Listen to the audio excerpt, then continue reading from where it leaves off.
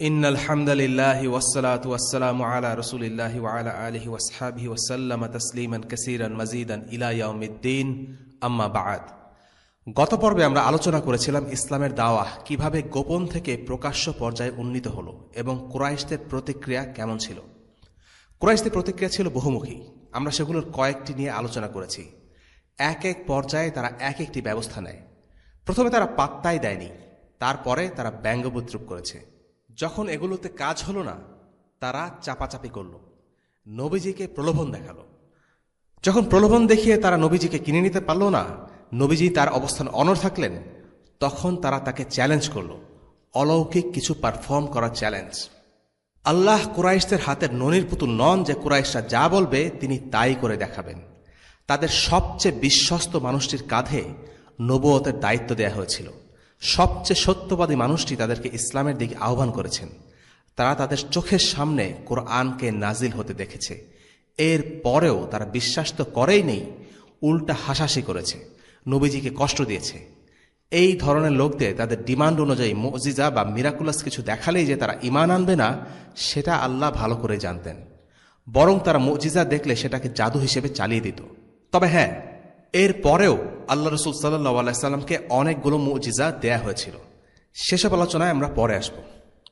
আল্লাহ রসুল সাল্লাল্লাহু আলাইহি ওয়াসাল্লামকে যখন চ্যালেঞ্জ করেও দমানো গেল না, তখন তারা অত্যাচার, নির্যাতন, হত্যার পথ বেছে নিল। গত পর্বে আমরা কুরাইশদের 6টি স্ট্র্যাটেজি নিয়ে আলোচনা করেছি। সেগুলো হচ্ছে চাপ প্রয়োগ, অপমান, চরিত্র হননের চেষ্টা, ইসলামের বার্তাকে বিকৃত করা ও কুৎসা রটানো, রাসূলুল্লাহ সাল্লাল্লাহু আলাইহি সাল্লামের সাথে আপোষ করা বা সমঝোতার চেষ্টা করা, এবং সবশেষে ব্যঙ্গবিদ্রূপ। এই পর্বে আমরা শুরু করব 7 নম্বর থেকে। সেটি হচ্ছে প্রলোভন এবং চ্যালেঞ্জ। এই ঘটনাটি বর্ণনা করেছেন ইবনে আব্বাস।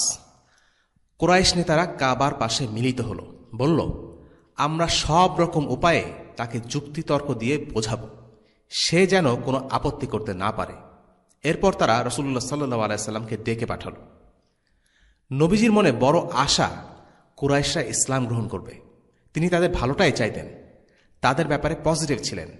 তাদের ডাক পেয়ে খুব খুশি হলেন। ভাবলেন, হয়তো তাদের মন বদলেছে, হয়তো তারা ইসলামের প্রতি একটু নরম হয়েছে।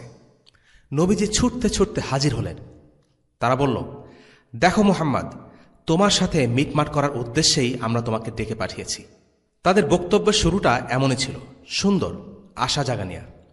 কিন্তু একটু পরেই তারা গা জ্বালা করা কথাবার্তা শুরু করল। তারা বলল, আল্লাহর কসম, তুমি যা করলে আর কোনো আরব লোক তার কওমের জন্য তোমার মতো এত যন্ত্রণা আনেনি। বাপ দাদার বিরোধিতা, আমাদের ধর্মের সমালোচনা, আমাদের রীতিনীতি নিয়ে উপহাস, দেবদেবীকে অভিশাপ দেওয়া, সবই তুমি করেছ।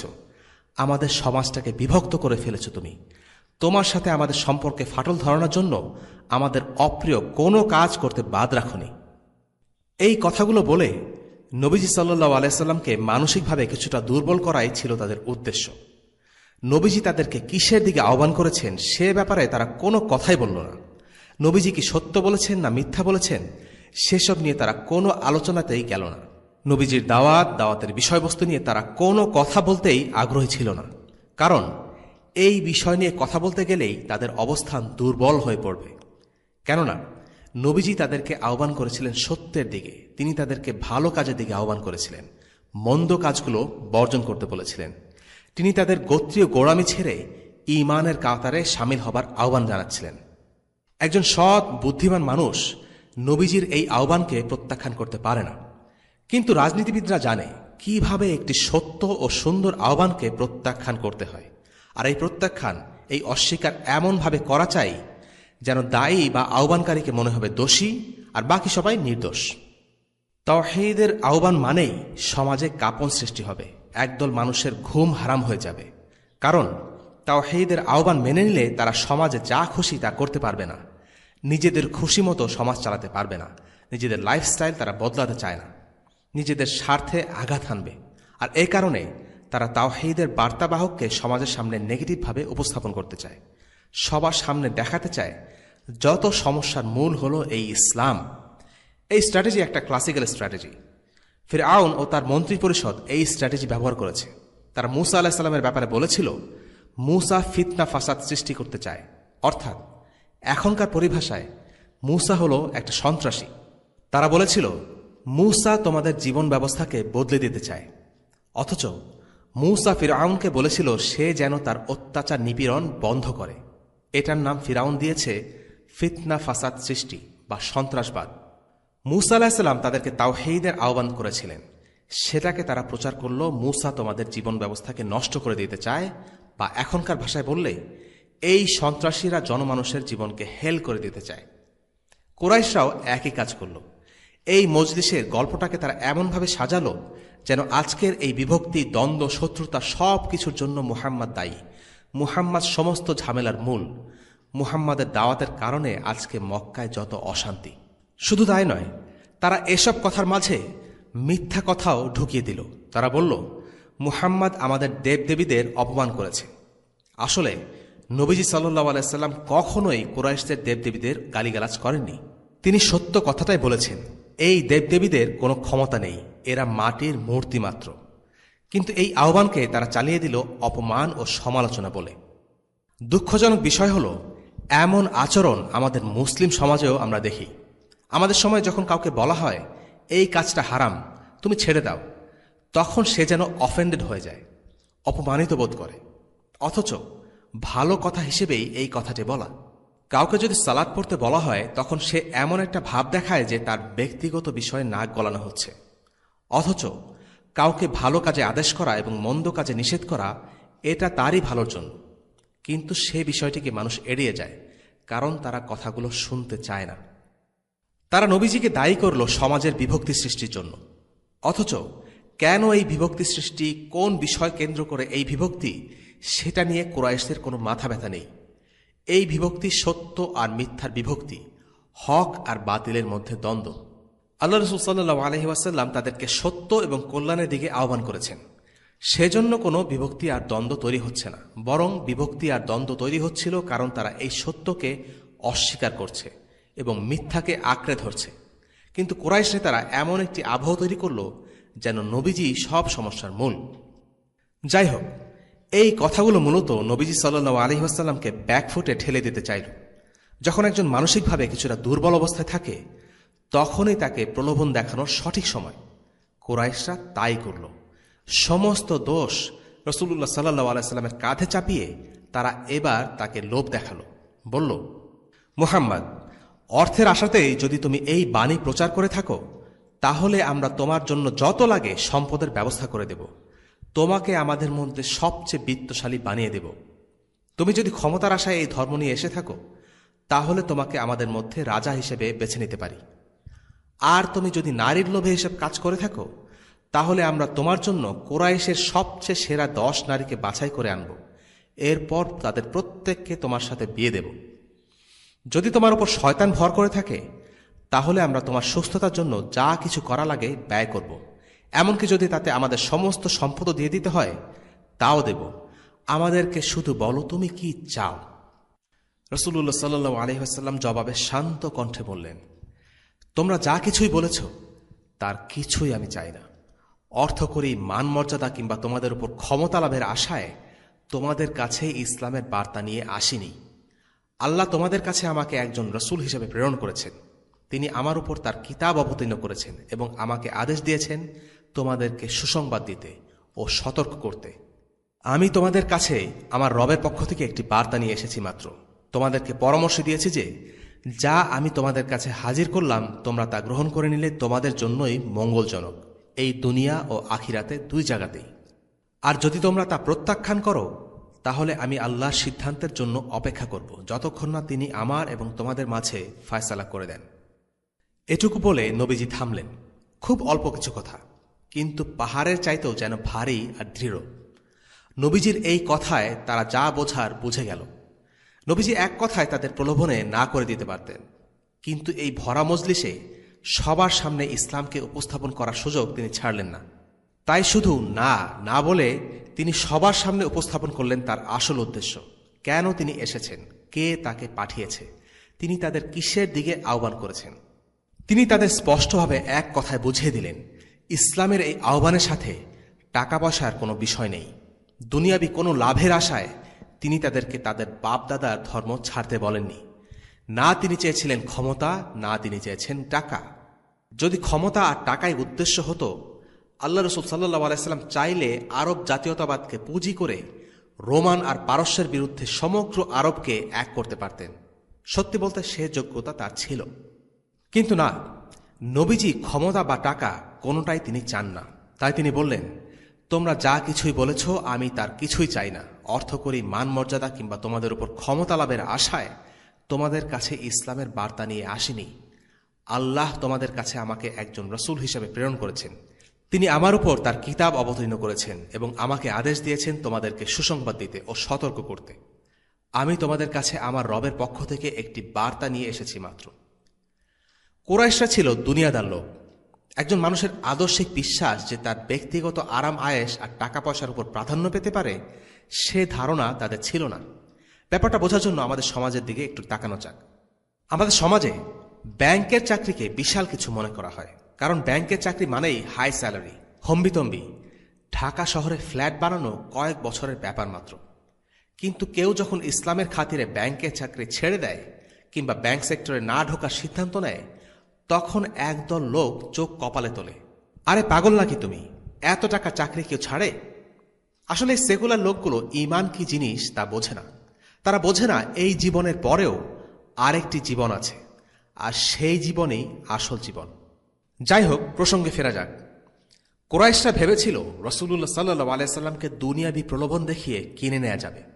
তারা তাদের ঝুলি থেকে বেস্ট অফারটাই তাকে ছুড়ে দিচ্ছিল। টাকা, ক্ষমতা, নারী, একজন পুরুষের দুর্বলতা, এসবকে ঘিরেই। আল্লাহ রসুল সাল্লাল্লাহু আলাইহি সাল্লাম এক কথায় সব ফিরিয়ে দিয়েছেন। তিনি বুঝিয়ে দিয়েছেন, তাকে শুধু এসব নয়, পুরো বিশ্বের রাজত্ব তুলে দিলেও তার মিশন থেকে এক চুলও নড়বেন না। কুরাইশরা যা বোঝার তা বুঝে গেল। তারা বুঝল মুহাম্মদ সাল্লাল্লাহু আলাইহি সাল্লামকে আর কোনো অফার দিয়ে লাভ নেই। তাই তারা এখন তাকে চ্যালেঞ্জ করল। এমন সব চ্যালেঞ্জ ছুড়ে দিল যার দাবি মেটানো ব্যক্তি মুহাম্মদ সাল্লাল্লাহু আলাইহি সাল্লামের পক্ষে সম্ভব নয়। আল্লাহ চাইলে এর সবই করতে পারতেন, কিন্তু এই সব দুনিয়াদার লোভী লোক যারা শুধুমাত্র তর্কে জেতার জন্য, মিথ্যার উপর টিকে থাকার জন্য চ্যালেঞ্জ করে, তাদের আবদার আল্লাহ তাআলা রাখেননি। কুরাইশরা বলল, তুমি যদি আমাদের কোনো প্রস্তাবই মানতে না চাও তাহলে শুনে নাও, আমাদের দেশ অনেক সংকীর্ণ, আমরা খুবই দরিদ্র, আর আমাদের জীবনযাত্রাও খুবই দুর্বিষহ। এক কাজ করলে কেমন হয়, যে রব তোমাকে পাঠিয়েছে তাকে গিয়ে তুমি একটু বলো সে যেন এই পর্বতগুলো সরিয়ে নেয়। এগুলোকে মাটির সাথে মিশিয়ে সমতল করে একটু ফাঁকা স্থান তৈরি করে দিলেই চলবে। আর তুমি এটা কেন তাকে বলছো না মক্কার মধ্যে কয়েকটি নদী প্রবাহিত করে দিতে? যেমন করে সিরিয়া আর ইরাকে নদী আছে, সেরকম আমরাও তো অন্যদের মতো নদী চাই। আর হ্যাঁ, আরেকটা ব্যাপার, আমরা চাই যে তুমি তোমার রবের কাছে গিয়ে বলো সে যেন আমাদের কয়েকজন পূর্বপুরুষকে মৃত থেকে জীবিত করে দেয়। কুসাই বিন কলবের প্রাণও ফিরিয়ে এনো, কিন্তু তিনি তো অনেক জ্ঞানী লোক ছিলেন। তাকে জিজ্ঞেস করব, তুমি যা বলছো তা সত্য নাকি মিথ্যা? মুহাম্মদ, তুমি যদি এটুকু করতে পারো আর আমাদের বাপদাদারা যদি তোমার কথা মেনে নেয়, তাহলে আমরা তোমাকে অনুসরণ করব। লক্ষণীয় হচ্ছে কুরাইশদের ভাষা। এই কথাগুলো যতটা না চ্যালেঞ্জের ভাষা, তার চাইতেও বেশি হল বিদ্রুপের ভাষা। তারা নবীজিকে স্যাটায়ার করছিল। তাদের উদ্দেশ্য ছিল নবীজিকে এসব কথা বলে আটকানো। কিন্তু রাসূলুল্লাহ সাল্লাল্লাহু আলাইহি সাল্লাম শান্ত কণ্ঠে উত্তর দিলেন, এ কারণে আমাকে পাঠানো হয়নি। আমি রবের পক্ষ থেকে তোমাদের কাছে কেবল সেটাই এনেছি যা সহকারে তিনি আমাকে প্রেরণ করেছেন। আমার তোমাদেরকে যা জানানোর ছিল তা জানিয়েছি। যদি তোমরা তা গ্রহণ করো তাহলে তা তোমাদের জন্যই কল্যাণকর, এই দুনিয়া এবং আখিরাতে। আর যদি তা তোমরা প্রত্যাখ্যান করো তাহলে অবশ্যই আমাকে ধৈর্য সহকারে আল্লাহর আদেশের অপেক্ষায় থাকতে হবে, যেন তিনি আমাদের মধ্যে বিচার করে দেন। আল্লাহ রসুল সাল্লাল্লাহু আলাইহি সাল্লাম যদি মিথ্যা নবী হতেন, তিনি বাহাদুরি দেখানোর জন্য অনেক কিছুই বলতে পারতেন, কথার জাদুতে তাদের মন্ত্রমুগ্ধ করতে পারতেন। কিন্তু না, তিনি তাই বললেন যা সত্য। আল্লাহ তাকে নদী তৈরি করার ক্ষমতা দেননি, তাকে মৃত ব্যক্তিকে জীবিত করার ক্ষমতাও দেননি। সত্যি বলতে নবীর কাজ তো এগুলো নয়। নবীর কাজ উম্মতের কাছে তাওহীদের বার্তাকে পৌঁছে দেয়া। তাই রাসূলুল্লাহ সাল্লাল্লাহু আলাইহি সাল্লাম একটি দিকেই বারবার জোর দিচ্ছেন, তা হল তিনি এসেছেন আল্লাহর পক্ষ থেকে মুবাশশির ও মুনজির হিসেবে, সুসংবাদদাতা এবং সতর্ককার হিসেবে। কিন্তু কুরাইশরা নাছোড়বান্দা, তারা বিদ্রূপ করতেই থাকল। হয়তো তারা রাসূলুল্লাহ সাল্লাল্লাহু আলাইহি সাল্লামের নার্ভ টেস্ট করছিল, হয়তো তারা রাসূলুল্লাহ সাল্লাল্লাহু আলাইহি সাল্লামকে খেপিয়ে দিতে চাইছিল। ফিরআউনের ক্ষেত্রে আমরা দেখেছি মূসা আলাইহিস সালামকে সে নানাভাবে উত্তেজিত করার চেষ্টা করছিল। মূসা আলাইহিস সালামকে সে বড় করেছে এই কথা বলে সে মূসাকে কথায় হারিয়ে দিতে চাইছিল। মূসা আলাইহিস সালাম একজন মানুষকে হত্যা করেছে এই কথা বলে ফিরআউন মূসাকে মনস্তাত্ত্বিকভাবে দুর্বল করে দিতে চাইছিল। কুরাইশরা একই রকম কাজ করছিল। তারা চাচ্ছিল রাসূলুল্লাহ সাল্লাল্লাহু আলাইহি সাল্লামকে অক্ষম এবং মিথ্যাবাদী হিসেবে তুলে ধরতে। যুগে যুগে ইসলাম বিদ্বেষীরা এই কৌশল অবলম্বন করে আসছে। সেটা হলো দায়ীকে তার মূল আহ্বান থেকে সরিয়ে অন্য টপিকে ব্যস্ত করে ফেলা, তাদেরকে যে বিষয় দিকে আহ্বান করা হচ্ছে সে বিষয় থেকে সরিয়ে অন্যদিকে ফোকাস করা, দায়ীকে ব্যক্তিগতভাবে আক্রমণ করা, দায়ের ব্যক্তিত্বকে প্রশ্নবিদ্ধ করা। কুরাইশরা বলল, আচ্ছা তাহলে এক কাজ করো, তুমি তোমার রবকে বলো একজন ফেরেশতা পাঠাতে, যে তোমার পক্ষে সাক্ষ্য দেবে তুমি যে সত্য বলছো। আর তোমার রবকে বলো যেন আমাদের জন্য কিছু দুর্গ, বাগান, সোনারূপার খনি দান করে। আর হ্যাঁ, আরেকটা কাজ করলে কেমন হয়, তুমি তাকে বলো সে যেন তোমার প্রয়োজনটাও পূরণ করে দেয়, কারণ আমরা দেখতে পাচ্ছি তুমি আমাদের মতো করে জীবিকা মেটানোর চেষ্টা করছো। তারা এই বলে উপহাস করছিল যে মুহাম্মদ সাল্লাল্লাহু আলাইহি সাল্লাম যদি আল্লাহর এত প্রিয় বান্দা হয়ে থাকেন তাহলে তাকে কেন অন্য সবার মতো অর্থ উপার্জন করতে হচ্ছে। তাই তারা বলছিল যে আল্লাহর কাছ থেকে ধন সম্পদ নিয়ে আসতে, যেন তিনি যে আল্লাহর নিকটবর্তী বান্দা সে কথা প্রমাণিত হয়। এখানে উল্লেখ্য, কুরাইশদের সকল দাবি দেওয়া টাকা পয়সার সাথে সম্পর্কিত। তাদের বদ্ধমূল ধারণা যার টাকা আছে সে আল্লাহর কাছের বান্দা, যার ধন দৌলত নেই সে কি করে আল্লাহর বান্দা হয়। ঘুরে ফিরে সেই সেকুলার মানসিকতা, টাকাই সব, দুনিয়াই সব। তারা সব কিছু অর্থের বিচারে বিচার করে, এমনকি নবীকেও। যদি রাসূলুল্লাহ সাল্লাল্লাহু আলাইহি সাল্লাম অনেক টাকা পয়সার মালিক হতেন হয়তো তারা এসব প্রশ্ন না করে বিনা দ্বিধায় তাকে মেনে নিত। আসলে দুনিয়ার প্রতি লোভ ইসলাম পালনের প্রতি একটা বড় বাধা, কোনো সন্দেহ নেই। ইতিহাস এই বাস্তবতাকে বারবার সত্য প্রমাণ করে। আরেকটি বিষয় হলো, এই ধরনের ব্যঙ্গ বিদ্রুপের পরে রাসূলুল্লাহর ধৈর্যচ্যুতি হল না বা তিনি উত্তেজিত হলেন না। তিনি তার লক্ষ্যের প্রতি নিবদ্ধ। তিনি এসেছেন নবী হয়ে, মানুষকে তাওহীদের দিকে আহ্বান করাই তার কাজ। কাফিরদের দাবি দেওয়া মেনে নেওয়া তার উদ্দেশ্য নয়। রাসূলুল্লাহ সাল্লাল্লাহু আলাইহি সাল্লাম তাই তাদের বাকওয়াস দাবি দেওয়ার একটিরও কোনো উত্তর দিলেন না। তিনি আবার তাওহীদের দিকে ফিরে গেলেন। আমি এসব কিছুই করব না, আমি আমার রবের কাছে এসব জিনিস চাইতে যাব না। এসব কারণে আমাকে তোমাদের কাছে প্রেরণ করা হয়নি। আল্লাহ আমাকে পাঠিয়েছেন তার দ্বীন প্রচারের জন্য। যদি তোমরা আমার উপস্থাপিত বার্তা স্বীকার করে নাও তাহলে দুনিয়া ও আখিরাতে তোমাদের জন্যই লাভজনক। আর যদি তোমরা তা অস্বীকার করো তাহলে আমি অবশ্যই ধৈর্যশীলদের অন্তর্ভুক্ত। আর আমি এই বিষয়টি আমার রবের হাতে ছেড়ে দিলাম যতক্ষণ না তিনি আমার ও তোমাদের মাঝে ফয়সালা করে দেন। তারা বলল, আচ্ছা ঠিক আছে, তাহলে তোমার রবকে বলো তুমি আমাদেরকে যে শাস্তির প্রতিজ্ঞা করছো সেই শাস্তি প্রেরণ করতে। আল্লাহ রাসূল সাল্লাল্লাহু আলাইহি সাল্লাম বললেন, এটা আল্লাহর হাতে, যদি তিনি চান তিনি তোমাদেরকে শাস্তি দিবেন। তারা টিচকারি মেরে বলল, আরে মুহাম্মদ, তোমার রব কি জানে না যে আমরা তোমাকে এসব প্রশ্ন জিজ্ঞেস করছি? সে কেন তোমাকে উত্তর দিতে সাহায্য করছে না? আমরা ভালো করে জানি কে তোমাকে এইসব শিক্ষা দিচ্ছে। তোমাকে তোমার এই কোরআন শেখাচ্ছে ইয়ামামার এক লোক, তার নাম আর রহমান। আর আমরা সেই আর রহমানের কথায় কখনোই বিশ্বাস স্থাপন করব না। কুরাইশরা হঠাৎ করে আর রহমান নামক ব্যক্তির গল্প ফেদে বসে। তাদের মাঝে একজন বলল, যাও যাও, গিয়ে আল্লাহর কন্যা ফেরেশতাদের ইবাদত করো। আরেকজন বলল, আমরা তোমাকে ততক্ষণ বিশ্বাস করব না যতক্ষণ না তুমি আল্লাহ এবং তার ফেরেশতাদেরকে আমাদের সামনে হাজির করছো। দৃশ্যটা কল্পনা করা যাক, সবাই মিলে রাসূলুল্লাহকে উপহাস করছে, ব্যঙ্গ বিদ্রুপ করছে, খোঁচা মেরে মন্তব্য করছে, তাকে টিটকারি দিচ্ছে, তাকে যাচ্ছে তাই অপমান করছে। অপমান করতে করতে সবাই তাকে রেখে এরপর চলে গেল। কিন্তু সবাই চলে যাওয়ার পর তাদের মাঝের একজন রাসূলুল্লাহ সাল্লাল্লাহু আলাইহি সাল্লামের কাছে ফিরে আসলো। তার নাম ছিল আব্দুল্লাহ ইবনে উমাইয়া। তার ফিরে আসা দেখে মনে হচ্ছিল যেন মুহাম্মদ সাল্লাল্লাহু আলাইহি সাল্লামের জন্য তার খারাপ লাগছে।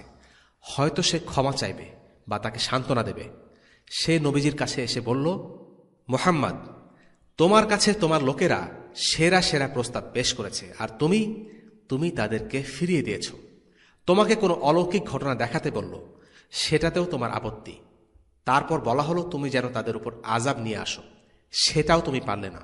এবার আমি তোমাকে একটা কথা বলি, আমি তোমাকে ততক্ষণ পর্যন্ত বিশ্বাস করব না যতক্ষণ না তুমি একটা মই নিয়ে আসো যেটা সরাসরি ওই আকাশ পর্যন্ত যায়। তুমি মই বেয়ে উপরে উঠবে আর আমি তোমাকে দেখব। তারপর তুমি আল্লাহর কাছে পৌঁছে তাকে বলবে সে যেন তোমার ব্যাপারে প্রমাণস্বরূপ একটি পত্র লিখে দেয়। সেখানে লেখা থাকবে তুমি তার নবী, আর এর উপর থাকবে তার স্বাক্ষর। এরপর 4 জন ফেরেশতা সেই পত্র সঙ্গে করে নিচে নেমে আসবে, আর তারাও সাক্ষ্য দেবে যে তুমি আল্লাহর রসূল। সত্যি কথা কি জানো, তুমি যদি এত কিছু করেও ফেলো, আমার মনে হয় এরপরেও আমি তোমাকে বিশ্বাস করব না।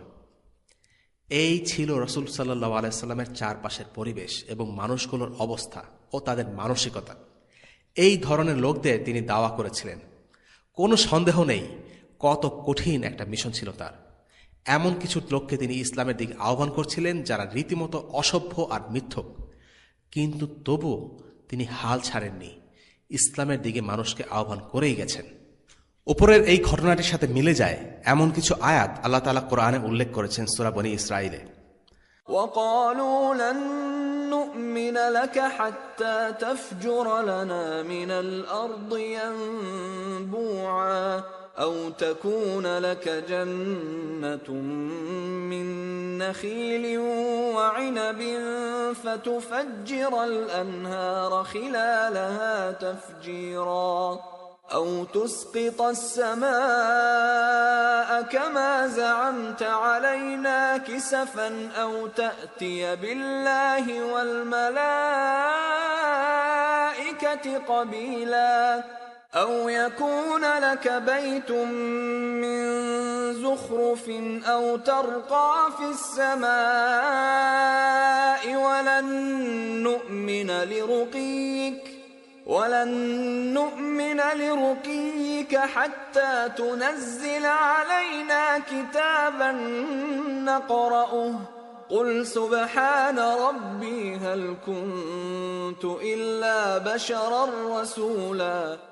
এবং তারা বলে, আমরা কখনো আপনাকে বিশ্বাস করব না যে পর্যন্ত আপনি ভূপৃষ্ঠ থেকে আমাদের জন্য একটি ঝর্ণা প্রবাহিত করে দিন, অথবা আপনার জন্য খেজুরের ও আঙ্গুরের একটি বাগান হবে, অতঃপর আপনি তার মধ্যে নির্ঝরণী সমূহ প্রবাহিত করে দেবেন, অথবা আপনি যেমন বলে থাকেন তেমনিভাবে আমাদের উপর আসমানকে খণ্ড বিখণ্ড করে ফেলে দেবেন, অথবা আল্লাহ ও ফেরেশতাদেরকে আমাদের সামনে নিয়ে আসবেন, অথবা আপনার কোনো সোনার তৈরি গৃহ হবে, অথবা আপনি আকাশে আরোহণ করবেন এবং আমরা আপনার আকাশে আরোহণকে কখনো বিশ্বাস করব না যে পর্যন্ত না আপনি অবতীর্ণ করেন আমাদের প্রতি এক গ্রন্থ যা আমরা পাঠ করব।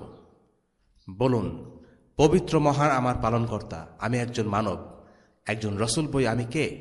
সূরা বনী ইসরাঈল আয়াত 90 থেকে 93।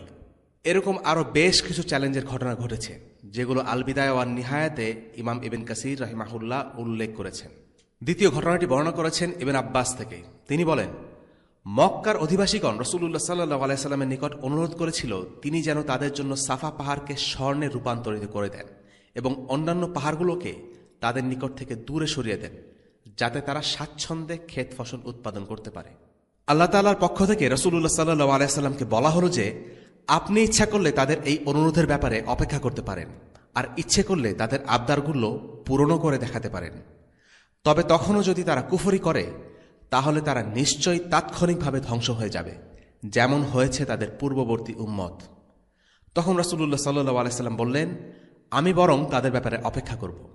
এ প্রসঙ্গে আল্লাহ তাআলা বলেন, وما منعنا أن نرسل بالآيات إلا أن كذب بها الأولون وآتينا ثمود الناقة مبصرة فظلموا بها وما نرسل بالآيات إلا تخويفا। পূর্ববর্তীগণ কর্তৃক নিদর্শন অস্বীকার করার ফলেই আমাকে নিদর্শনাবলী প্রেরণ থেকে বিরত থাকতে হয়েছে। আমি তাদেরকে বোঝাবার জন্য সামুদকে উষ্ট্রি দিয়েছিলাম, অতঃপর তারা তার প্রতি জুলুম করেছিল। আমি ভীতি প্রদর্শনের উদ্দেশ্যেই নিদর্শন প্রেরণ করি।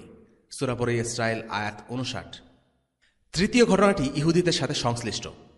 কুরাইশরা চাইছিল মুহাম্মদ সাল্লাল্লাহু আলাইহি সাল্লামকে এমন কোনো প্রশ্ন করে আটকে দিতে যা একজন শুধু নবীর পক্ষেই জানা সম্ভব।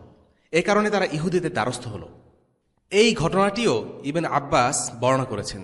তিনি বর্ণনা করেন, কুরাইশ বংশের লোকেরা নাজর ইবনে হারিস এবং উকবা ইবনে আবি মুআইদকে মদিনায় ইহুদিদের কাছে প্রেরণ করেছিল। তারা তাদেরকে বলেছিল, তোমরা দুইজন গিয়ে ইহুদি যাজকদের নিকট মুহাম্মদ সাল্লাল্লাহু আলাইহি সাল্লামের পরিচয় দেবে এবং তার সম্পর্কে জ্ঞাত করবে এবং তার সত্যাসত্য সম্পর্কে জিজ্ঞেস করবে, কারণ তারা প্রথম আসমানি কিতাব প্রাপ্ত সম্প্রদায়। নবী রাসূলগণ সম্পর্কে তাদের যেই জ্ঞান আছে তা আমাদের নেই। ওরা দুজন যাত্রা করে এবং মদিনায় গিয়ে পৌঁছে রাসূলুল্লাহ সাল্লাল্লাহু আলাইহি সাল্লামের পরিচয়, কার্যকলাপ এবং তার কতক বক্তব্য উল্লেখ করে তারা ইহুদি যাজকদের তার সত্যাসত্য সম্পর্কে জিজ্ঞেস করে। তারা দুজনে বলেছিল, আপনারা তাওরাত কিতাবপ্রাপ্ত সম্প্রদায়। আমরা আপনাদের নিকট এসেছি এই উদ্দেশ্যে যে আমাদের ওই লোকটি সম্পর্কে আপনারা আমাদেরকে প্রকৃত তথ্য জানাবেন। ইহুদি যাজকগণ ওদেরকে বলল, আমরা তোমাদেরকে 3টি প্রশ্ন শিখিয়ে দিচ্ছি, তোমরা তাকে গিয়ে এই বিষয়ে প্রশ্ন করবে। তিনি যদি ওগুলো ঠিক ঠিক উত্তর দিতে পারেন তবে তিনি নিশ্চয়ই রিসালাতপ্রাপ্ত নবী, আর তা না পারলে নিশ্চয়ই সে মিথ্যাবাদী প্রতারক। এরপর তার সম্পর্কে তোমরাই তোমাদের সিদ্ধান্ত নেবে। প্রথমত, তোমরা তাকে জিজ্ঞেস করবে সেই একদল যুবক সম্পর্কে যারা প্রথম যুগে হারিয়ে গিয়েছিল, ওদের পরিণতি কি হয়েছিল, কারণ তাদেরকে কেন্দ্র করে আশ্চর্যজনক ঘটনা ঘটেছিল। দ্বিতীয়ত, তাকে জিজ্ঞেস করবে সেই ব্যক্তি সম্পর্কে যে পৃথিবীর পূর্ব থেকে পশ্চিম প্রান্ত পর্যন্ত ভ্রমণ করেছিল, তার বৃত্তান্ত কি। তৃতীয়ত, তাকে জিজ্ঞেস করবে রূহ সম্পর্কে। রূহ কি? তিনি যদি এগুলো সম্পর্কে তোমাদেরকে জানাতে পারেন তবে তিনি নিশ্চয়ই নবী, তোমরা তার অনুসরণ করবে, অন্যথায় সে একজন মিথ্যাবাদী, তার সম্পর্কে তোমরা যা করতে চাও করো। নজর ও উকবা ফিরে এলো কুরাইশ সম্প্রদায়ের নিকটে। তারা বলল, হে কুরাইশ সম্প্রদায়, আমরা এমন বিষয় নিয়ে এসেছি যা তোমাদের মাঝে এবং মুহাম্মদ সাল্লাল্লাহু আলাইহি সাল্লামের মাঝে স্পষ্ট মীমাংসা করে দেবে। ইহুদি যাজকগণ আমাদেরকে পরামর্শ দিয়েছে তাকে কয়েকটি বিষয় সম্পর্কে জিজ্ঞেস করতে। সেই বিষয়গুলো তারা ওদেরকে জানায়। তখন কুরাইশের লোকেরা রাসূলুল্লাহ সাল্লাল্লাহু আলাইহি সাল্লামের নিকটে আসে এবং বলে, হে মুহাম্মদ, আমাদের এই বিষয়গুলো সম্পর্কে জানাও দেখি। ইহুদিদের নির্দেশিত বিষয়গুলো তারা জিজ্ঞেস করে। রাসূলুল্লাহ সাল্লাল্লাহু আলাইহি সাল্লাম বলেন, আপনারা যা জিজ্ঞেস করছেন সে সম্পর্কে আমি আগামীকাল আপনাদেরকে জানাব। তিনি ইনশাআল্লাহ বলতে ওই সময় ভুলে যান। ওরা প্রস্থান করল। এদিকে রাসূলুল্লাহ সাল্লাল্লাহু আলাইহি সাল্লাম একে একে 15 দিন অপেক্ষা করলেন, কিন্তু ওই সম্পর্কে কোনো ওহী নাজিল হল না। হযরত জিবরাইল আলাইহিস সালামও আসলেন না। মক্কার অধিবাসীরা খুশিতে আটখানা। তারা বলছিল, মুহাম্মদ আমাদেরকে পরের দিন উত্তর দেবার অঙ্গীকার করেছে, অথচ 15 দিনের মাথায়ও সে আমাদের প্রশ্নগুলো সম্পর্কে কোনো উত্তর দিচ্ছে না। ওয়াহি বন্ধ থাকায় রাসূলুল্লাহ সাল্লাল্লাহু আলাইহি সাল্লাম দুশ্চিন্তায় পড়ে গেলেন। মক্কাবাসীদের অব্যাহত কটূক্তি ও তিরস্কার তাকে কষ্ট দিচ্ছিল। অবশেষে সূরা কাহাফ নিয়ে জিবরিল আলাইহিস সালাম এলেন। মুশরিকদের আচরণে ক্ষুব্ধ ও অধৈর্য হয়ে ওঠায় রাসূলুল্লাহ সাল্লাল্লাহু আলাইহি ওয়াসাল্লামের প্রতি সামান্য কড়া ভাষা এসেছে এই সূরায়। এতে তাদের প্রশ্নকৃত যুবকের তথ্য এবং পৃথিবী প্রদক্ষিণকারী ব্যক্তির বর্ণনা আছে। অন্যত্র রূহ সম্পর্কে আল্লাহ তাআলা বলেছেন, وَيَسْأَلُونَكَ عَنِ الرُّوحِ قُلِ الرُّوحُ مِنْ أَمْرِ رَبِّي وَمَا أُوتِيتُم مِّنَ الْعِلْمِ إِلَّا قَلِيلًا। ওরা আপনাকে রূহ সম্পর্কে জিজ্ঞেস করবে, বলুন, রূহ আমার প্রতিপালকের আদেশ ঘটিত এবং তোমাদেরকে সামান্য জ্ঞানই দেয়া হয়েছে। সূরা বনী ইসরাইল আয়াত 85। ইহুদিদের কাছ থেকে শিখে আসা মুশরিকদের দ্বিতীয় প্রশ্ন ছিল গুহার অধিবাসী অর্থাৎ আসহাবে কাহাফের ব্যাপারে। এ সম্পর্কিত কয়েকটি আয়াত আমরা উল্লেখ করছি। إذ أوى الفتية إلى الكهف فقالوا ربنا آتنا من لدنك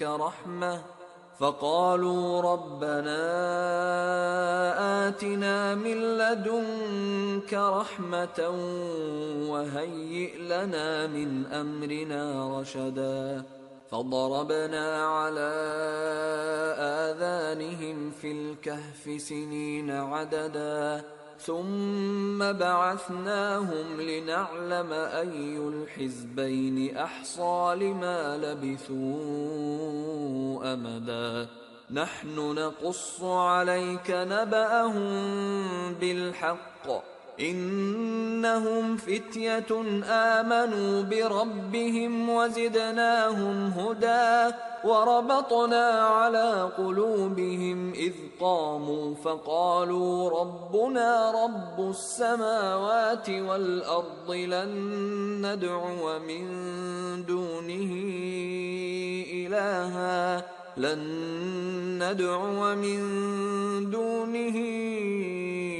إلها لقد قلنا إذا شططا।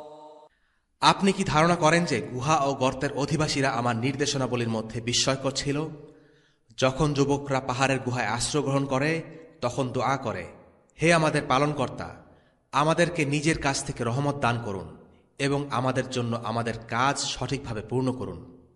তখন আমি কয়েক বছরের জন্য গুহায় তাদের কানের উপর নিদ্রার পর্দা ফেলে দেই, অতঃপর আমি তাদেরকে পুনরুত্থিত করি, এ কথা জানার জন্য যে দুই দলের মধ্যে কোন দল তাদের অবস্থানকাল সম্পর্কে অধিক নির্ণয় করতে পারে।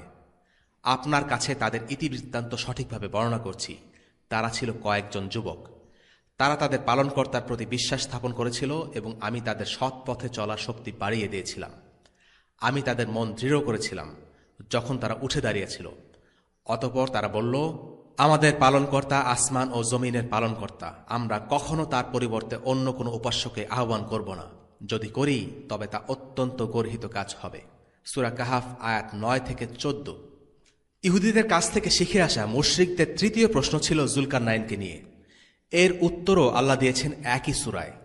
যুলকারনাইন প্রসঙ্গে আল্লাহ তাআলা বলেন, وَيَسْأَلُونَكَ عَنْ ذِي الْقَرْنَيْنِ قُلْ سَأَتْلُو عَلَيْكُمْ مِنْهُ ذِكْرًا إِنَّا مَكَّنَّا لَهُ فِي الْأَرْضِ وَآتَيْنَاهُ مِنْ كُلِّ شَيْءٍ سَبَبًا فَأَتْبَعَ سَبَبًا حتى إذا بلغ مغرب الشمس وجدها تغرب في عين حمئة ووجد عندها قوما قلنا يا ذا القرنين إما أن تعذب وإما أن تتخذ فيهم حسنا قال أما من ظلم فسوف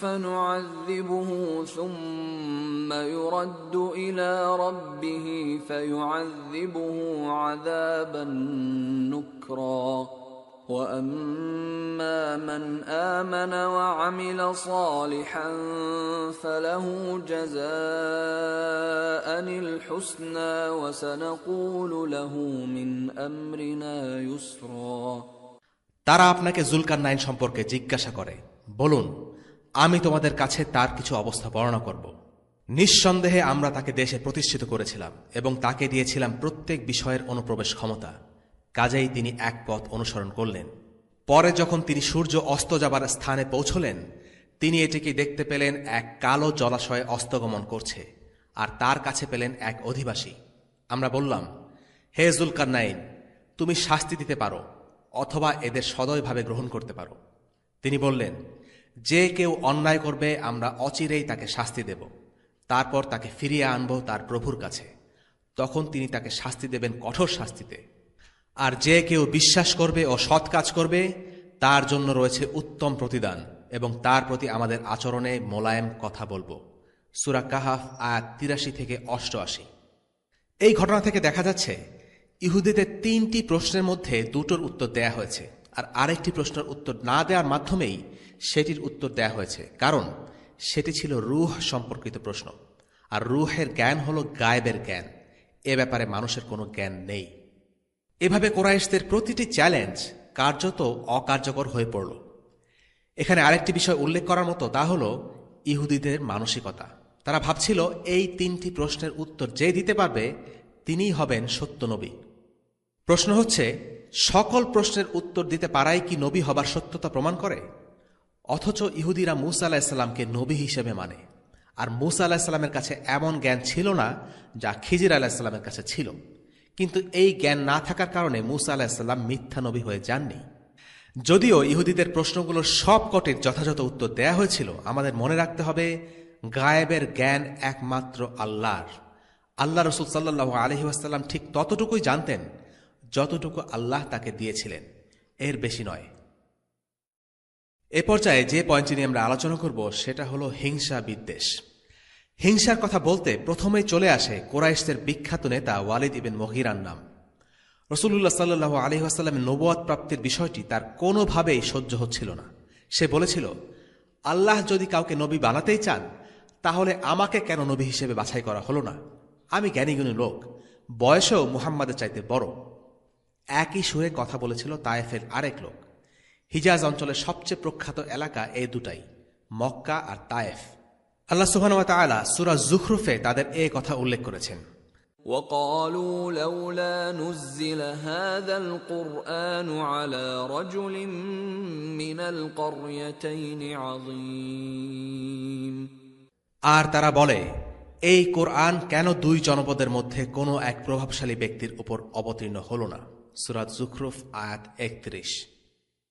তায়েফ থেকে আল মুগীরা বিন শুআইবা একবার মক্কায় বেড়াতে এলো। রাসূলুল্লাহ সাল্লাল্লাহু আলাইহি ওয়াসাল্লামের সাথে তার প্রথমবার সাক্ষাতের ঘটনা সে নিজেই বর্ণনা করেছে। আমি আবু জাহেলের সাথে মক্কার পথ ধরে হাঁটছি, এমন সময় দেখি মুহাম্মদ আমাদের দেখে এগিয়ে এলেন। আবু জাহেলকে বলে উঠলেন, কেন তুমি আমার অনুসরণ করছো না? কেন আল্লাহর উপর বিশ্বাস আনছো না?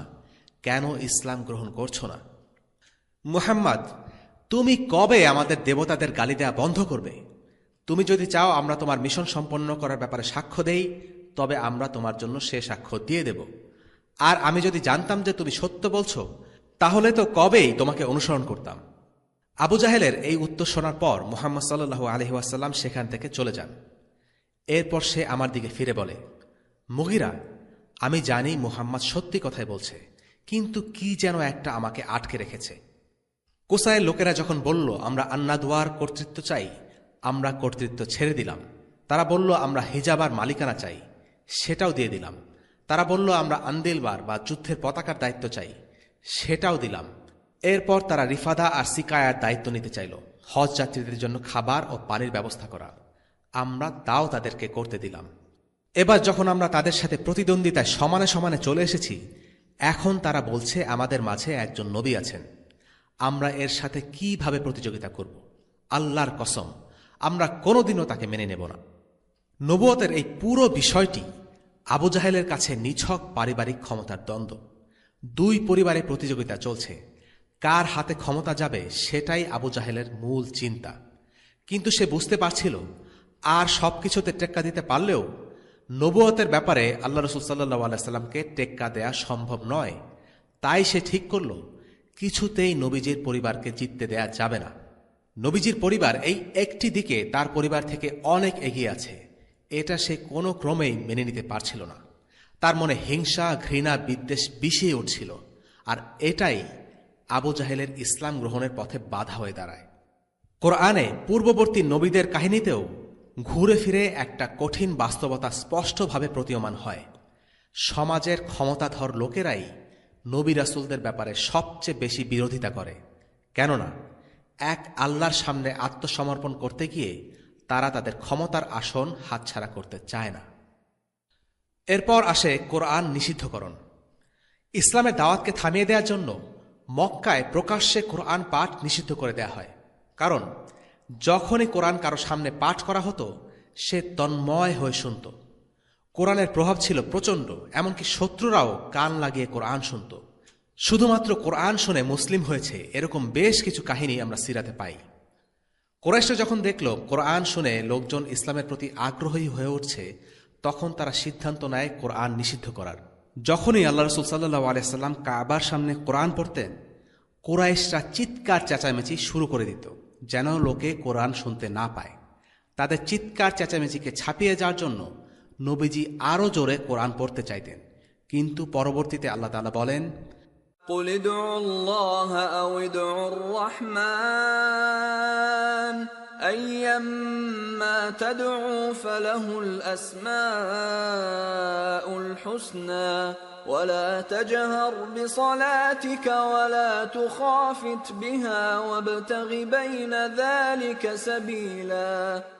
বলুন, আল্লাহ বলে আহ্বান করো কিংবা রহমান বলে, যে নামেই আহ্বান করো না কেন, সব সুন্দর নাম তারই। আপনি নিজের নামাজ আদায়কালে স্বর উচ্চ গ্রাসে নিয়ে গিয়ে পড়বেন না এবং নিঃশব্দেও পড়বেন না। এ দুয়ের মধ্যে মধ্যম পন্থা অবলম্বন করুন। সূরা বনী ইসরাঈল আয়াত ১১০। কুরাইশরা কোরআন নিষিদ্ধ করেছিল সত্যি, কিন্তু সাহাবীরাও কম যান না। আবু বকর এবং আব্দুল্লাহ ইবিন মাসউদ রাদিয়াল্লাহু আনহুমা, এই দুইজন সাহাবী এই নিষেধাজ্ঞা সত্ত্বেও প্রকাশ্যে কোরআন পড়েছিলেন এবং এজন্য তাদেরকে অনেক অত্যাচারিত হতে হয়েছিল। সে কাহিনী আমরা পরে আলোচনা করব ইনশাআল্লাহ। সবশেষে আমরা উতবা ইবিন রাবিয়ার একটি ঘটনা দিয়ে আজকের পর্ব শেষ করছি। উতবা ইবিন রাবিয়া সম্পর্কে রাসূলুল্লাহ সাল্লাল্লাহু আলাইহি সাল্লামের কাজিন। সে রাসূলুল্লাহ সাল্লাল্লাহু আলাইহি সাল্লামের গোত্র বনু হাশিমেরই লোক। কুরাইশদের মধ্যে বিচক্ষণ এবং জ্ঞানী যদি কেউ থেকে থাকে, তার মধ্যে একজন হল উতবা। কুরাইশ নেতৃবৃন্দের প্রায় সবার মাঝে তীব্র ইসলাম বিদ্বেষ থাকলেও উতবা ততটা কট্টর ছিল না। তার মধ্যে কিছুটা দয়াময় ছিল। তাইফের ঘটনা আলোচনায় তার নাম আবারও আসবে। আর হ্যাঁ, সেই হচ্ছে একমাত্র ব্যক্তি যে বদরের ময়দানে কুরাইশদের যুদ্ধ থেকে ফিরিয়ে আনার জন্য চেষ্টা করেছিলেন, কিন্তু কোনো কাজ হয়নি। শেষ পর্যন্ত সে নিজেও অংশ নেয় এবং মারা যায়। যাই হোক, একবার কুরাইশের লোকেরা একত্র হয়ে ঠিক করল, চলো এমন একজনকে খুঁজে বের করি যে জাদু আর কবিতা রচনায় পারদর্শী। সে আমাদের হয়ে মুহাম্মাদের সাথে মোকাবেলা করবে। তখন উতবা বিন রাবিয়াকে পাঠানোর সিদ্ধান্ত নিল। উতবা বিন রাবিয়া বেশ চালাকচতুর লোক। কথার মার প্যাচে সে ছিল সিদ্ধহস্ত। উতবা নবীজির কাছে গিয়ে প্রশ্ন করল, আচ্ছা মুহাম্মদ, বলো তো কে উত্তম, তুমি নাকি আব্দুল মুত্তালিব? খুবই চতুরতাপূর্ণ প্রশ্ন। তৎকালীন আরব সমাজে মৃত পূর্বপুরুষদের অত্যাধিক সম্মান করা হতো, আর রাসূলুল্লাহ সাল্লাল্লাহু আলাইহি সাল্লামের পরিবারকে সমগ্র মক্কার লোক সম্ভ্রমের নজরে দেখত। আব্দুল মুত্তালিব বা তার মতো মানুষের বিপক্ষে কথা বলবে এমন সাহস কারো ছিল না। আমরা আগেই বলেছি, সেই সমাজে পূর্বপুরুষদের হেয় করে কথা বলাটাই ছিল এক ধরনের অপরাধ। তাই উতবা যখন নবীজিকে তার বাবা আব্দুল্লাহ এবং দাদা আব্দুল মুত্তালিবের কথা জিজ্ঞেস করল, নবীজি চুপ করে রইলেন। সুযোগ পেয়ে উতবা বলে উঠল, দেখো, তুমি যদি বলো এই মানুষগুলো তোমার চেয়ে উত্তম, তাহলে শুনে রাখো, যে দেবদেবীদের নামে তুমি বাজে বকছ, ওরাও তো তাদেরই উপাসনা করত। আর তুমি যদি নিজেকে তাদের চেয়ে ভালো মনে করো, তাহলে তোমার কি বক্তব্য আছে পেশ করো, আমরাও শুনি তোমার কি বলার আছে। তবে আল্লাহর কসম, তোমার চেয়ে বড় মূর্খ আমরা জন্মেও দেখিনি, যে কিনা নিজের আপন জাতির এত ক্ষতি করে। তুমি আমাদের মাঝে বিভেদ সৃষ্টি করেছ, দ্বন্দ্ব বাড়াচ্ছ, আমাদের ধর্ম নিয়ে বিদ্রুপ করছ। তোমার জন্য আমরা আরবদের চোখে ছোট হয়ে গিয়েছি। লোকের মুখে মুখে রটে বেড়াচ্ছে কুরাইশদের মাঝে নাকি জাদুকর আছে। অদ্ভুত ব্যাপার হলো, কুরাইশদের মাঝে জাদুকর আছে এই গুজব সৃষ্টির জন্য উতবা রাসূলুল্লাহ সাল্লাল্লাহু আলাইহি সাল্লামকে দায়ী করছে। অথচ এই গুজব শুরুতে কুরাইশরাই রটায়। তারাই মুহাম্মদ সাল্লাল্লাহু আলাইহি সাল্লামকে জাদুকর ডাকতে শুরু করে, কিন্তু পরবর্তীতে তাদের নিজেদের কাজে নিজেরাই লজ্জায় পড়ে যায়।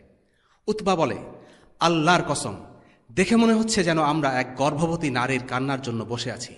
এরপরই আমরা একে অপরের বিরুদ্ধে তরবারি নিয়ে যুদ্ধ করতে থাকব, যতক্ষণ না আমরা নিশ্চিহ্ন হয়ে যাই। তার কথার অর্থ ছিল, ইসলামের কারণে যুদ্ধ বিগ্রহ বেঁধে যাবে, আর সেজন্য মুহাম্মদ সাল্লাল্লাহু আলাইহি সাল্লাম দায়ী। এরপর উতবা প্রস্তাব দিল, মুহাম্মদ সাল্লাল্লাহু আলাইহি সাল্লামকে উচ্চ মর্যাদা, ধন সম্পদ, তিনি যা চান তাই দেয়া হবে। তাদের উদ্দেশ্য ছিল নবীজি সাল্লাল্লাহু আলাইহি সাল্লামকে লোভ দেখিয়ে আপোষ সমঝোতার মাধ্যমে ইসলামকে পঙ্গু ও নিষ্ক্রিয় করে দেওয়া। এখানে লক্ষণীয় ব্যাপার হল, রাসূলুল্লাহ সাল্লাল্লাহু আলাইহি সাল্লাম উতবার এসব বকবাকানি মন দিয়ে শুনেছেন। কথার মাঝখানে তাকে একবারও বাধা দেননি। কেননা রাসূলুল্লাহ সাল্লাল্লাহু আলাইহি সাল্লাম ছিলেন একজন উৎকৃষ্ট শ্রোতা, আর তাই উতবার কথাগুলো অর্থহীন হলেও তিনি শান্তভাবে তার সব কথা শুনে গেলেন। উতবা একসময় থামল। তারপর রাসূলুল্লাহ সাল্লাল্লাহু আলাইহি সাল্লাম মৃদু স্বরে তাকে জিজ্ঞেস করলেন, উতবা, তোমার কথা কি শেষ হয়েছে? উতবা বলল, হ্যাঁ, শেষ। রাসূলুল্লাহ সাল্লাল্লাহু আলাইহি সাল্লাম নিজ থেকে উতবার কোনো কথার জবাব দিলেন না, বরং কোরআনের সূরা ফুসিলাতের শুরু থেকে আয়াত পাঠ করতে থাকলেন, একটির পর একটি। হামিম তানজিলুম মিনার রহমানির রহিম كتاب فصلت آياته قرآنا عربيا لقوم يعلمون بشيرا ونذيرا فأعرض أكثرهم فهم لا يسمعون وقالوا قلوبنا في أكنة مما تدعونا إليه وفي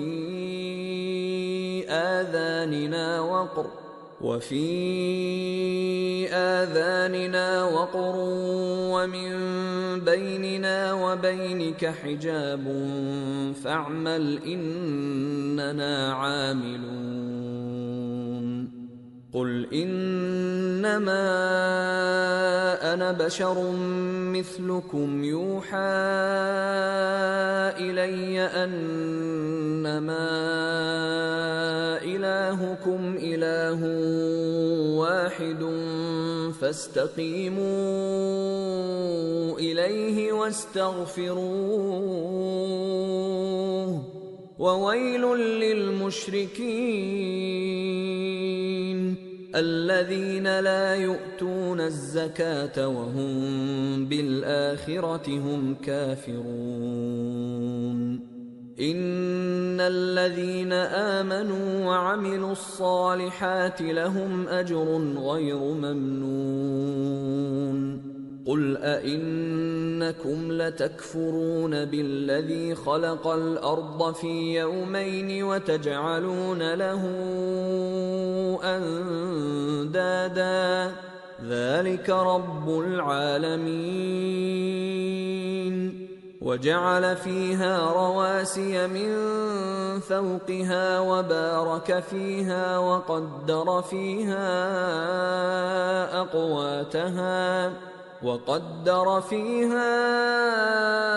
أقواتها في 4 أيام سواء للسائلين ثم استوى إلى السماء وهي دخان فقال لها وللأرض ائتيا طوعا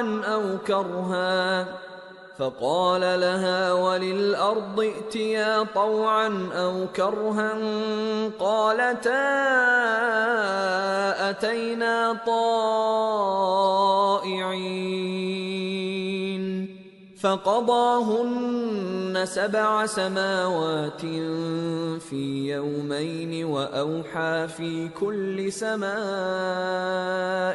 أمرها وزينا السماء الدنيا بمصابيح وحفظا ذلك تقدير العزيز العليم হামিম।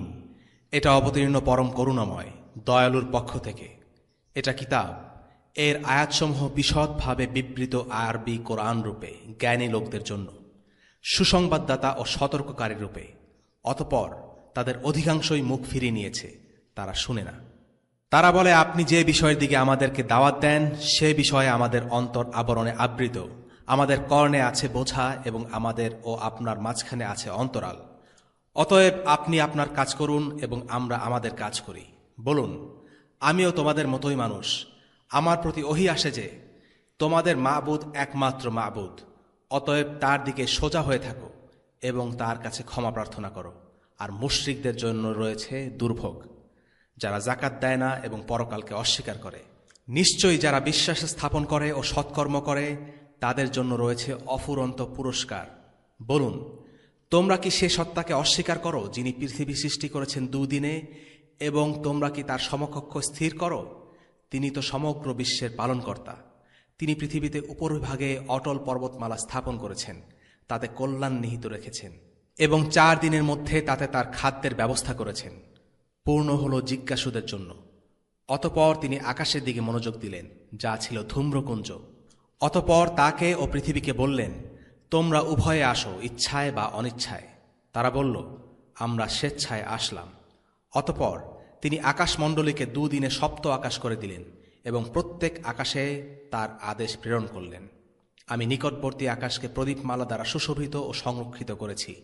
এটা পরাক্রমশালী সর্বজ্ঞ আল্লাহর ব্যবস্থাপনা।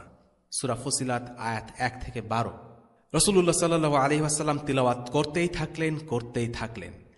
যখনই 13 নম্বর আয়াতে এলেন, যেখানে আল্লাহ বলেছেন, فإن أعرضوا فقل أنذرتكم صاعقة مثل صاعقة عاد وثمود। অতঃপর যদি তারা মুখ ফিরিয়ে নেয় তবে বলুন, আমি তোমাদেরকে সতর্ক করলাম এক কঠোর আযাব সম্পর্কে, আদ ও সামুদের আযাবের মতো। এই আয়াতটি পাঠ করবা মাত্র উতবা হাত বাড়িয়ে রাসূলুল্লাহ সাল্লাল্লাহু আলাইহি ওয়াসাল্লামের মুখে চাপা দিয়ে বলল, আমাদের সম্পর্কের কসম লাগে, থামো, তুমি থামো। এই আয়াতে কাফেরদেরকে তাদের অপরাধের জন্য শাস্তির হুমকি দেয়া হচ্ছিল। আর উতবা মনে মনে ঠিকই জানত যে মুহাম্মদ সাল্লাল্লাহু আলাইহি ওয়াসাল্লাম সত্যবাদী। তিনি যা উচ্চারণ করবেন তার প্রতিটি বর্ণ অক্ষরে অক্ষরে ফলবে। সে মরিয়া হয়ে গিয়েছিল আর বলেছিল, আমাদের সম্পর্কের দোহাই লাগে, থামো, প্লিজ তুমি থামো। উতবা চলে এলো, কুরাইশের লোকেদের কাছে গিয়ে বলল, মুহাম্মদ যখন কোরআন পড়তে শুরু করলো, সে কি বলছিল আমি আগামাথা কিছুই বুঝতে পারিনি। শুধু একটা ব্যাপার বুঝেছি, আদ ও সামুদ জাতির উপর যেমন আযাব এসেছিল, আমাদের উপরও তেমন আযাব আসবে, এমনটাই সে হুমকি দিয়েছে। কুরাইশের লোকেরা বলল, দূর হও, সে তোমার সাথে স্পষ্ট আরবি ভাষায় কথা বলল আর তুমি তার কথা বুঝতে পারলে না। উতবা উত্তর দিল, আল্লাহর নামে শপথ করে বলছি, আমি তার কথা কিচ্ছু বুঝতে পারছিলাম না। ইবনে ইসহাকের বর্ণনায় উতবা ফিরে এসে বলে, আল্লাহর কসম, মুহাম্মদ আমাকে যে কথাগুলো শোনালো, এমন কথা আমি জীবনে কখনো শুনিনি। এটা কবিতা নয়, জাদুও নয়, ভবিষ্যৎবাণীও নয়। কুরাইশরা, তোমরা আমার কথা শোনো, এই লোক আর তার আহ্বানের মাঝে বাধা হয়ে দাঁড়িও না, তাকে তার মতো ছেড়ে দাও। সে যেসব কথা বলছে একদিন সেগুলো সত্য হবে। আরবরা যদি তাকে পরাজিত করে তাহলে তো হলোই, আমাদের কিছু করা লাগলো না। আর যদি সে আরবের উপর বিজয়ী হয় তাহলে তার রাজ্যই তোমাদের রাজ্য, তার মর্যাদাই তোমাদের মর্যাদা, তোমরা হবে সবার ওপরে। কুরাইশরা প্রচণ্ড বিরক্ত হয়ে বলল, ধুর, এই লোকের জাদু তোমার উপর পেয়ে বসেছে। উতবা বলল, আমি যা ভালো মনে করি বললাম, তোমরা যেটা ভালো মনে করো সেটাই করো। উতবার এই ঘটনা থেকে কিছু শিক্ষা আলোচনা করা যাক। 1, রাসূলুল্লাহ সাল্লাল্লাহু আলাইহি ওয়াসাল্লাম এক এক পরিস্থিতিতে এক একভাবে মোকাবেলা করেছেন। অনেক সময় তিনি সরাসরি কোরআনের আয়াত দিয়ে মানুষের কথার জবাব দিয়েছেন। এখান থেকে শিক্ষা পাওয়া যায় যে দাওয়া দেওয়ার সময় কোরআনের মাধ্যমে বোঝানোর চেষ্টা করা একটা উত্তম পদ্ধতি, কেননা আল্লাহ আযজা ওয়া জাআলার কথাই উত্তম দাওয়াত। 2, রাসূলুল্লাহ সাল্লাল্লাহু আলাইহি ওয়াসাল্লাম তার মূল লক্ষ্যে স্থির ছিলেন। গৌণ বিষয়ে উত্তর দিয়ে দাওয়ার মৌলিক ও আসল উদ্দেশ্য থেকে সরে যাননি। তিনি সেরা নাকি তার দাদা সেরা, এই প্রশ্নের উত্তর দিতে গেলে উতবা আর তার কোনো কথাই শুনত না। এখানে কে সেরা মুখ্য নয়, মুখ্য হচ্ছে তাওহীদ বা আল্লাহর একত্ববাদ। তাই এর প্রশ্নের উত্তর রাসূলুল্লাহ সাল্লাল্লাহু আলাইহি ওয়াসাল্লাম এড়িয়ে গেছেন। আমাদের সময়েও আমরা প্রায় দেখি, স্পর্শকাতর প্রশ্নের উত্তরে সময় দিতে গিয়ে অনেক দায়ী তার মূল লক্ষ্য থেকে দূরে সরে যান। রাসূলুল্লাহ সাল্লাল্লাহু আলাইহি ওয়াসাল্লামের ক্ষেত্রে সেটা হয়নি। গৌণ এবং কম গুরুত্বপূর্ণ বিষয় তিনি সাইড ট্র্যাক করে মূল বিষয়কে কোরআনের মাধ্যমে এমনভাবে এনেছেন যে উতবাই চলে যেতে বাধ্য হল। তার মূল মেসেজ ছিল একটাই, কোরআন এসেছে আল্লাহর পক্ষ থেকে, তিনি হলেন বিশ্বজগতের সৃষ্টিকর্তা, তিনি হলেন ইবাদতের একমাত্র সত্তা। যে জাতি তাকে অমান্য করেছে তারা ধ্বংস হয়ে গেছে। কুরাইশরা যদি আল্লাহ রাসূলকে অস্বীকার করে তবে তাদের কপালেও একই পরিণতি জুটবে। উতবার এই ঘটনার পরে কুরাইশরা নবীজিকে আরও অফার দেয়। সত্যি বলতে সেকুলাররা তাদের সামর্থ্যের মধ্যে যা কিছু অফার করতে পারে তার সবটাই কুরাইশরা করেছিল। টাকা, ক্ষমতা, নারী, এর বেশি থেকে অফার করার আর কিছু নেই, কারণ এগুলোই হচ্ছে দুনিয়ার জান্নাত। কিন্তু একজন মুমিনকে জান্নাত অফার করেন একমাত্র আল্লাহ, আর কেউ সেটা করতে পারে না। রাসূলুল্লাহ সাল্লাল্লাহু আলাইহি ওয়াসাল্লাম দৃঢ়ভাবে তাদের সমস্ত অফার ফিরিয়ে দিলেন। বললেন, তোমাদের কাছে আমি কিছুই চাই না, আমি তোমাদের কাছে এমন কিছু নিয়ে আসিনি যেটার মাধ্যমে আমি তোমাদের কাছে টাকা পয়সা, প্রতিপত্তি বা ক্ষমতা চাইব। আল্লাহ আমাকে একজন রাসূল করে পাঠিয়েছেন, তিনি আমাকে কিতাব দিয়ে পাঠিয়েছেন। আমাকে আদেশ করেছেন একজন সুসংবাদদাতা এবং সতর্ককারী হিসেবে তোমাদের কাছে প্রেরিত হতে। আমি তোমাদের কাছে আমার রবের পক্ষ থেকে বার্তা পৌঁছে দিয়েছি, তোমাদের আন্তরিক নাসিহা দিয়েছি। আমি যে বার্তা নিয়ে এসেছি তা যদি তোমরা মেনে নাও তবে দুনিয়া ও আখিরাতে তোমরা তোমাদের অংশ পাবে, আর যদি মেনে না নাও তবে আমি আল্লাহর আদেশ আসা পর্যন্ত ধৈর্য ধরব। এরপর আল্লাহ আমার আর তোমাদের মাঝে ফয়সালা করবেন। কুরাইশরা এক পর্যায়ে চরম হতাশ হয়ে গেল। রাসূলুল্লাহ সাল্লাল্লাহু আলাইহি সাল্লামের দৃঢ়তায় তারা কোনোভাবেই ফাটল ধরাতে পারছিল না, না ভয় দেখিয়ে না লোভ দেখিয়ে। এই ঘটনার পর তারা শেষ পর্যন্ত আপোষ করতে চাইল। তারা নবীজির রবের উপাসনা করবে আর নবীজি তাদের, যে ঘটনা আমরা গত পর্বে আলোচনা করেছি। আল্লাহ রাসূল সাল্লাল্লাহু আলাইহি সাল্লামের একটা কথা বারবার স্পষ্ট করে তাদের বুঝিয়ে দিয়েছিলেন, সত্যের পথ একটাই, সবাইকে সেই পথেই হাঁটতে হবে, এখানে মিডল গ্রাউন্ড বলে কিছু নেই। সেদিনের কুরাইশরা প্রস্তাব দিয়েছিল যেন তাদের রবকে নবীজি উপাসনা করেন, আর আজকের দিনের মুনাফিকরা বলে দিন আল্লাহর, দেশ সবার। আমাদের বুঝতে হবে আল্লাহর দ্বীনে কোনো কাটছাট নেই, আনুগত্য কেবল আল্লাহর জন্য। অন্য কোনো সত্তা বা আদর্শের প্রতি আমাদের আনুগত্য থাকা চলবে না। কুরাইশরা সর্বশেষ যে অনুরোধটি করেছিল সেটি হল রাসূলুল্লাহ সাল্লাল্লাহু আলাইহি ওয়াসাল্লাম যেন সেই আয়াতগুলো বাদ দেন যেগুলো তাদের দেবতাদের অবজ্ঞা করে।